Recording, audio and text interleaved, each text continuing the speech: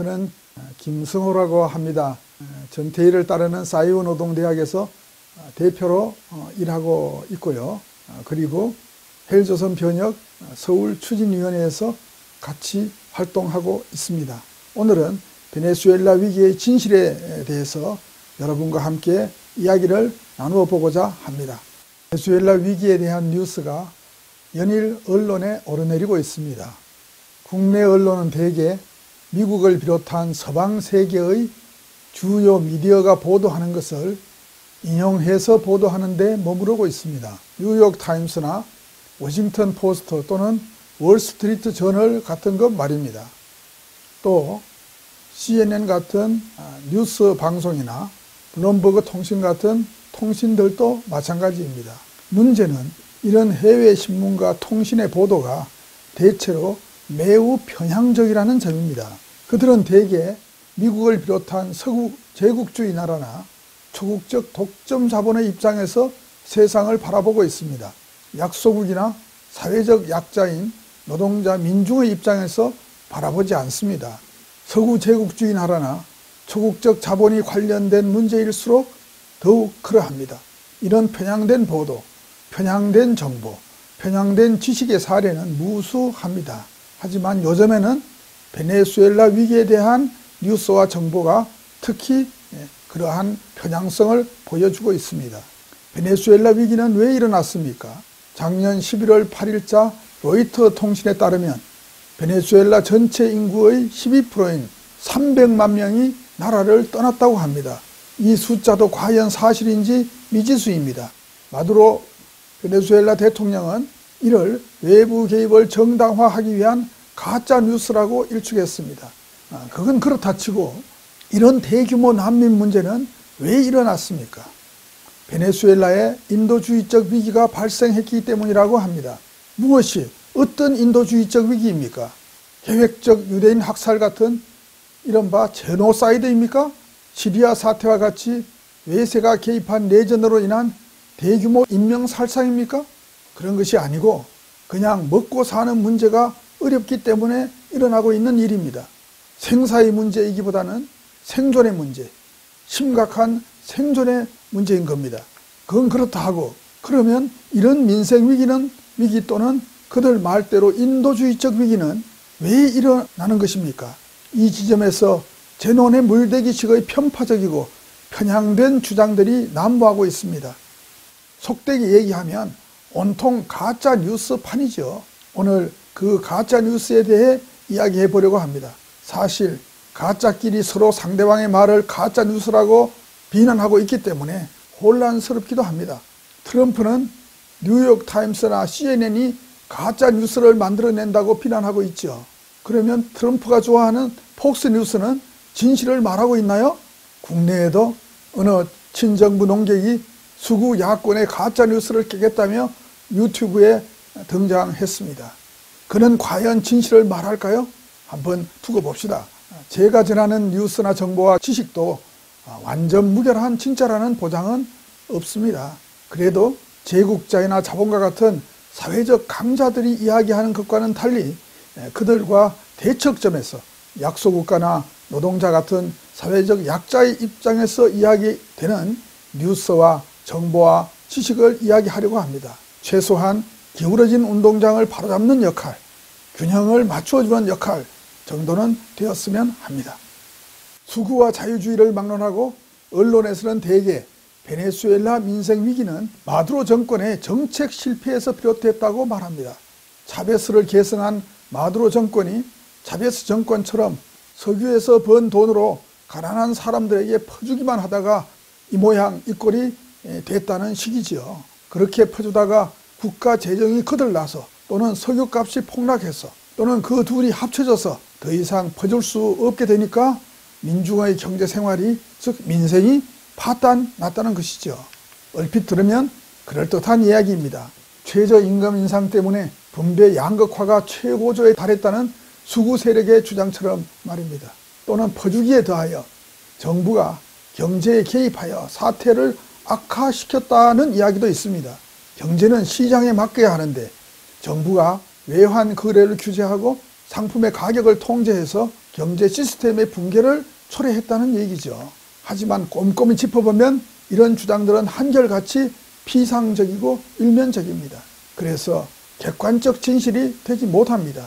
그러면 도대체 무엇이 객관적 사실, 객관적 진실일까요? 이와 관련하여 최근에 베네수엘라 위기의 진실을 아는 데 참고가 되는 중요한 자료가 하나 발표되었습니다. 라틴 아메리카 지정학 전략센터, 셀락이라는 곳인데요. 의 경제 토론 그룹에서 지난 2월 8일 베네수엘라 경제 보이콧의 경제적 후과라는 설득력 있는 연구 보고서를 발표했습니다. 오늘 이 보고서에서 말한 것들을 요약해서 여러분에게 전하려고 합니다. 그 보고서를 소개해 보겠습니다. 제일 앞부분에 도입부가 있는데요. 도입부를 한번 번역해서 소개하겠습니다. 라틴 아메리카 나라들의 아킬레스의 건은 대외 부분입니다. 미국은 라틴 아메리카의 이 취약점을 잘 알고 있습니다. 그리고 쿠바의 경우에서 보듯이 이 약점을 미국 자신의 이익을 위해 아주 심하게 악용하고 있습니다. 쿠바는 60년에 걸쳐 대외 부분에서 미국의 통상 금지를 영어로 임바고라고 하죠. 임바고를 겪고 있습니다. 라틴 아메리카 나라들의 역사를 보면 이 대외 부분에서의 불균형이 발생하고 끝나는 데 따라 나라 전체의 위기가 시작되고 끝납니다. 이 불균형은 1차 상품의 국제 가격 하락으로 인해서 일어나기도 하고 외화가 대거 빠져나감으로써 일어나기도 하고 또는 대외 부채를 원활하게 도입하고 갚지 못해서 일어나기도 합니다.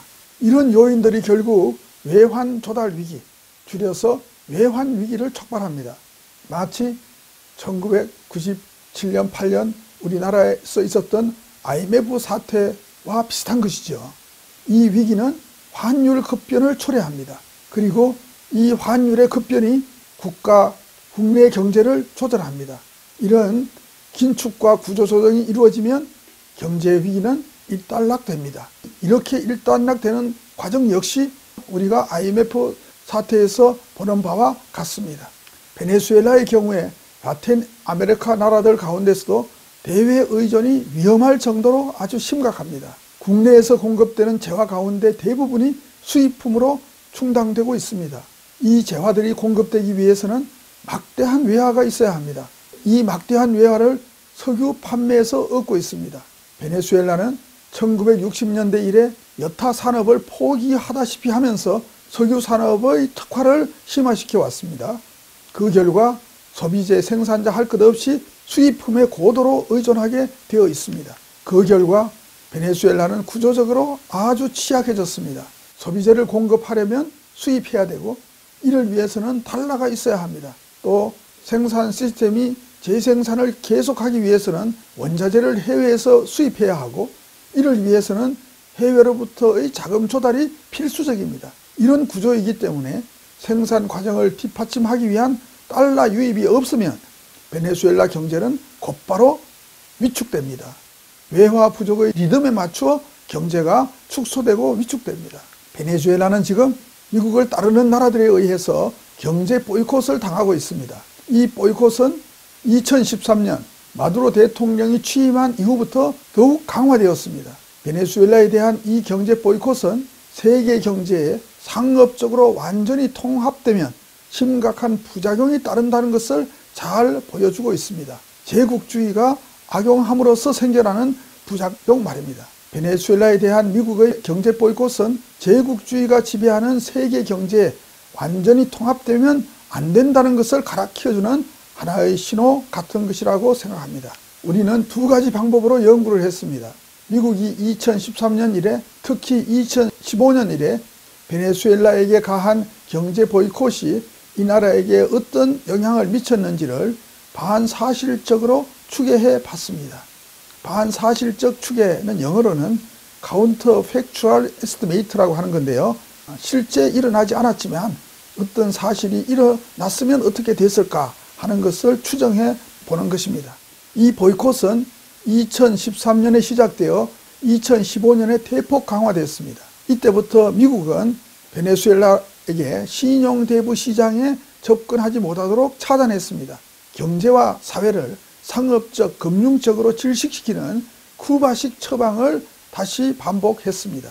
우리는 금융봉쇄가 이 나라의 생산에 어떤 영향을 미쳤는지, 그리고 그 결과로 노동시장과 이민에 어떤 악영향을 미쳤는지를 분석했습니다. 분석해본 결론은 베네수엘라 경제위기의 원인의 대부분은 대내적인 요인이 아니라 대외적인 요인인 금융봉쇄 때문이라는 것입니다. 그리고 이 금융봉쇄와 그에 따른 경제위기가 난민을 발생시킨 주요 원인이라는 것입니다. 요컨대 우리의 주장은 베네수엘라 위기가 전적으로 대내적 때문이며 마두로 정부의 잘못 때문이라는 국제 여론의 주장은 진실이 아니라는 것이며, 오히려 그와 반대로 대외적인 요인이 베네수엘라 위기의 주된 원인이라는 것입니다. 마두로 정부의 국내 정책이 잘못되어 경제 위기가 왔다는 국제 여론의 주장은 비유하자면 자신의 성폭행을 피해자의 스커트 길이가 짧은 탓으로 돌리는 강간범의 핑계나 다름이 없습니다. 무엇보다 먼저 우리는 베네수엘라에 대한 개입이 인도주의적 이유 때문에 발생했다고 하는 미국의 주장이 과연 정말인지 자문해 봐야 합니다. 이 주장은 앞뒤가 전혀 맞지 않습니다. 첫째로 미국은 인도주의적 위기가 전혀 없었던 차베스 정권 초창기부터 베네수엘라 정부에 대해 적대적이었고 쿠데타를 후원했습니다. 상공회의소장이 셀프 대통령을 선포한 2002년 쿠데타가 유명하지요. 그러므로 미국의 베네수엘라 개입은 인도주의적 위기와 필연적인 연관이 없습니다.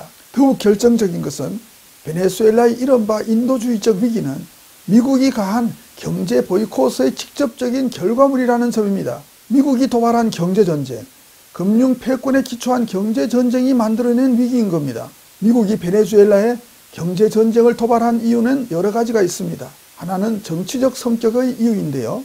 베네수엘라가 미국의 패권, 정치 군사적 패권을 포함한 미국의 총체적 패권에 도전한 겁니다.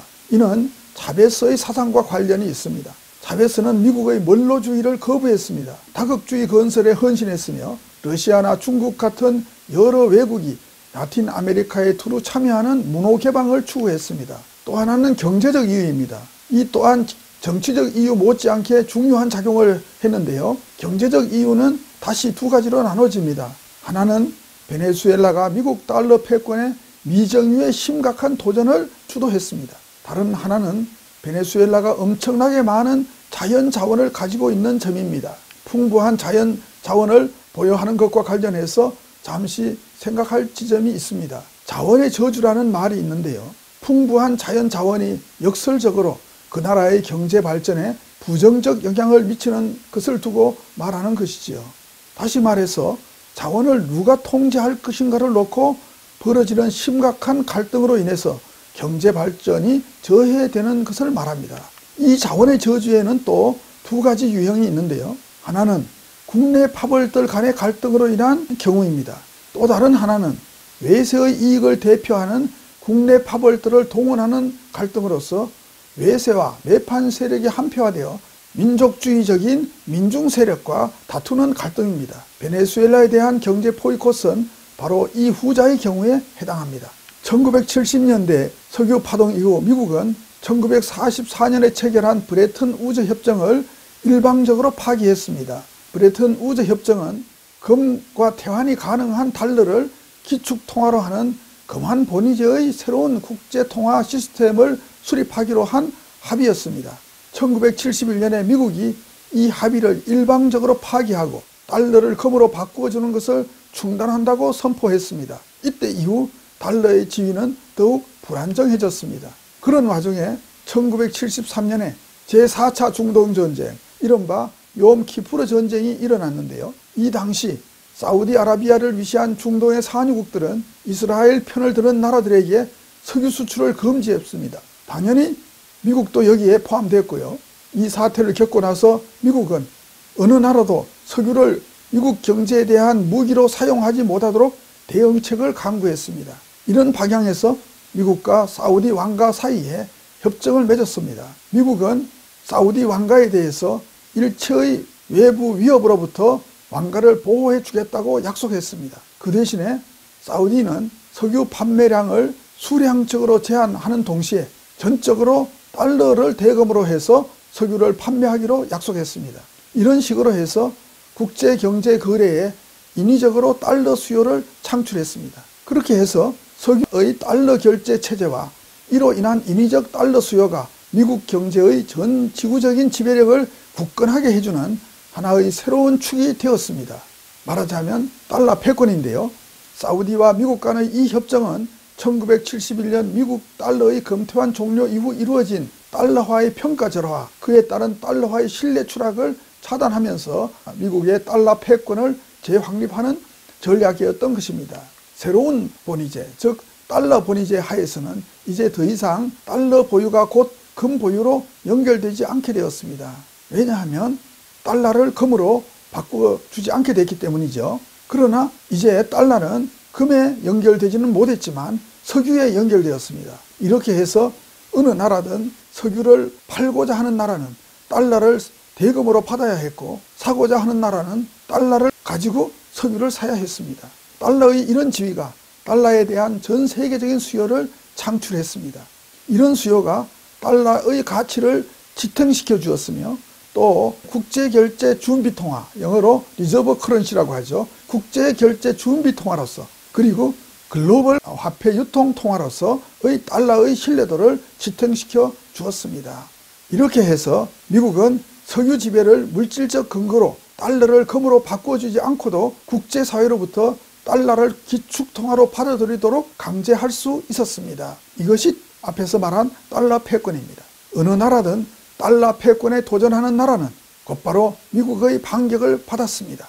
통상금지, 엠바고를 통해서 공격을 받거나 그것이 효과적이지 않을 경우에는 군사 개입을 통해 공격을 받았습니다. 석유를 달러로만 거래하는 시스템 대신에 대안의 석유 결제 시스템 창출을 추진했던 두 산유국 이라크와 리비아는 미국의 이러한 군사 개입을 받아 몰락했습니다. 하지만 미국의 공격을 받은 것은 이들만이 아닙니다. 러시아 역시 자국산 석유를 공급하는 것과 관련해서 대안적 메커니즘 창출을 시도하다가 미국으로부터 경제 제재를 받은 바 있습니다. 유로화를 기반으로 한 우랄산 석유의 대유럽 수출 확대를 둘러싸고 러시아와 미국 간에 이와 같은 긴장과 갈등이 있었습니다.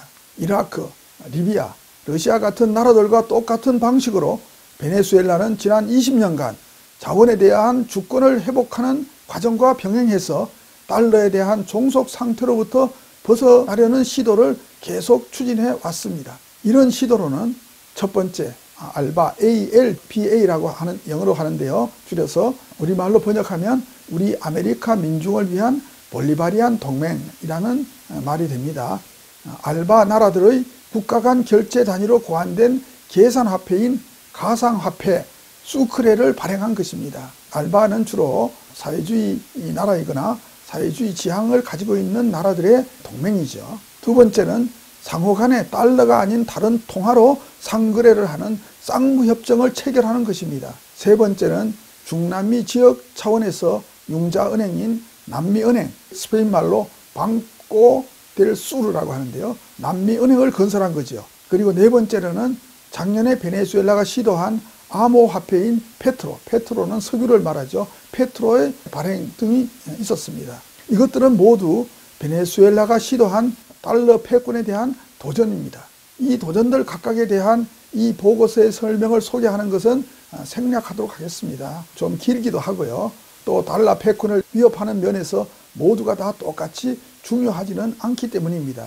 이상에 말한 네 가지 도전 가운데 두 번째 도전인 양자 간 협정을 맺어서 달러 이외의 화폐로 상품을 거래하는 것이 가장 중요한 도전이라고 하겠습니다.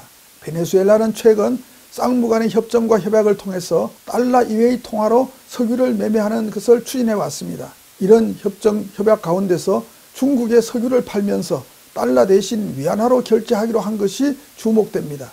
중국은 지금 세계에서 두 번째로 석유를 많이 소비하는 나라입니다. 그리고 미국의 패권에 대해서 도전하는 주된 경쟁 상대입니다. 이 중국이 2018년 3월 처음으로 베네수엘라와 위안화로 석유를 거래하는 계약을 맺었습니다. 이것은 인민폐 위안화가 세계의 참조 화폐로 탈바꿈하는 중요한 일보입니다. 참조통화라고 하는 것은요, 참조화폐 또는 참조통화라고 하는 것은 영어로 레퍼런스 커런시라고 하는데요, 국제 간에 빌려준 채권에 대해서 원금과 이자를 상환할 때에 어떤 화폐를 기준으로 하는가 할 때에 그때 기준으로 삼는 화폐와 통화를 말합니다. 인민폐 위안화가 이렇게 해서 세계 참조 통화로 탈바꿈하는데 큰 도움이 됐습니다. 베네수엘라가 이렇게 했던 것과 마찬가지로 위안화로 석유 판매 대금을 결제하기로 이미 협정을 맺은 산유국이 있었습니다. 나이지리아, 앙골라, 러시아, 이란 등입니다. 이 네 나라 가운데 이란과 러시아는 베네수엘라와 마찬가지로 이미 미국의 경제 제재와 보이콧을 받고 있습니다. 유로화와 위안화나 베네수엘라가 달러 패권에서 벗어나고자 추진한 여러 도전에도 불구하고 달러 패권은 여전히 건재합니다. 달러는 글로벌 부채의 62%를 표시하고 있고 국제 대부의 56%를 표시하고 있습니다. 또 환전 시장에서 거래의 44%가 달러 표시로 이루어지고 있고 각 나라의 외화 준비금의 63%가 달러 표시로 이루어지고 있습니다. 베네수엘라가 추진하거나 지원한 시도들은 공통적으로 금융적 대미 종속에서 벗어나는 것을 1차적 목표로 하고 있습니다. 그 다음 2차적으로는 미국에 의해 무차별적으로 사용되고 있는 가장 강력한 전략적 무기의 하나인 달러 패권의 화력을 약화시키는 것을 목표로 하고 있습니다. 이런 목표는 베네수엘라만이 가지고 있는 것이 아닙니다. 다른 많은 나라들이 이런 목표를 베네수엘라와 공유하고 있습니다. 미국은 점점 더 많이 금융 보이콧이라는 수단을 사용하고 있는데요. 그럴수록 역설적으로 주권을 추구하는 약소국들은 더욱더 적극적으로 금융 독립을 성취하기 위한 조치들을 강구하고 있습니다. 이 약소국들이 베네수엘라와 공유하고 있는 목표들을 성취할 수 있을지는 예단하기 어렵습니다. 왜냐하면 지금은 미국 유일 패권의 단극 세계에서 다극 세계로 이행하는 과도기인데요. 트럼프를 우두머리로 하는 미국은 자신의 두 가지 힘의 축, 즉 달러 패권과 군사 패권이라는 두 가지 힘의 축 가운데 어느 하나라도 감히 방해하는 자에 대해서는 그 방해하는 자가 누구든 전쟁을 격화시키면서 외교적 길을 포기하고 있기 때문입니다. 외교를 포기하고 군사만 중요하게 추구하고 있죠. 중국에 대한 무역 전쟁, 러시아에 대한 경제 제재, 베네수엘라에 대한 무역 봉쇄와 금융 보이콧과 정치적 간섭과 군사적 위협 등등은 이제 막 태어나고 있는 다극 세계에 맞서서 쇠퇴기에 처해 있는 미국이라는 제국주의 권력이 내보이고 있는 응답이라고 하겠습니다. 미국은 달러 패권의 전략적 중요성을 잘 알고 있습니다. 미국은 이라크와 리비아와 같이 석유 달러 통화 시스템에 도전하는 나라는 베네수엘라든 다른 어떤 나라든 행동으로 군사적으로 깨부순다는 의지를 보여줘 왔습니다. 이와 같이 미국은 세계의 패권자 지위를 지키기 위해서라면 기꺼이 외교적 평판을 희생시키고려 하고 있습니다. 오늘날 미국 국가 지도자 트럼프에게 넘쳐나고 있는 정치적 부적절함, 영어로 political incorrectness라고 속마음은 어떻든 겉으로는 좀 그렇지 않은 것처럼 포장해서 말하는 것을 정치적 correctness라고 하는데 그 반대의 말이 되겠습니다. 정치적 부적절함의 분위기, 쉽게 말해서 막말하는 분위기, 이런 분위기는 전혀 놀랄 일이 아니라고 하겠습니다. 그것은 진실의 순간에 도착했으며 세계 패권의 교체는 결코 평화적으로 이루어진 적이 없음을 보여주는 증거라고 하겠습니다. 오늘은 여기까지 하겠습니다. 아마도 이 보고서를 같이 읽고 공유하는데 2번 내지 3번은 더 해야 되지 않을까 생각됩니다. 다음에 또 뵙겠습니다.